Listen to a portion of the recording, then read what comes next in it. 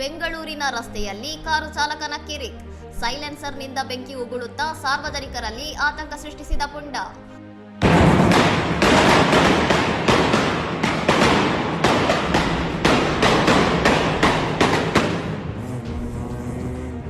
ಗುರುವಾರ ರಾತ್ರಿ ಸುಮಾರು 9:30 ವೇಳೆಗೆ ಡೈರಿ ಸರ್ಕಲ್ನಿಂದ ಜಯದೇವ ಆಸ್ಪತ್ರೆ ಕಡೆಗೆ ಸಾಗುವ ರಸ್ತೆಯಲ್ಲಿ ಈ ಅಟ್ಟಹಾಸ ನಡೆದಿದೆ. ಕಾರಿಗೆ ಅಳವಡಿಸಲಾಗಿದ್ದ ಮಾಡಿಫೈಡ್ ಸೈಲೆನ್ಸರ್ನಿಂದ ಭಾರೀ ಶಬ್ದದೊಂದಿಗೆ ಬೆಂಕಿ ಹೊರಬರುತ್ತಿದ್ದ ದೃಶ್ಯ ಕಂಡುಬಂದಿದ್ದು, ಅಕ್ಕಪಕ್ಕದ ವಾಹನ ಸವಾರರು ಗಾಬರಿಗೊಂಡಿದ್ದಾರೆ.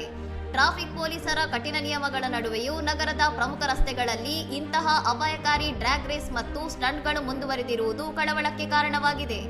ಚಾಲಕ ತನ್ನ ಕಾರನ್ನು ವಿಪರೀತ ವೇಗವಾಗಿ ಓಡಿಸುತ್ತಾ ಶೋಕಿ ಪ್ರದರ್ಶಿಸಿದ್ದು, ಇದಕ್ಕೆ ಸಂಬಂಧಿಸಿದ ವಿಡಿಯೋ ಈಗ ಸಾಮಾಜಿಕ ಜಾಲತಾಣಗಳಲ್ಲಿ ಭಾರೀ ವೈರಲ್ ಆಗಿದೆ.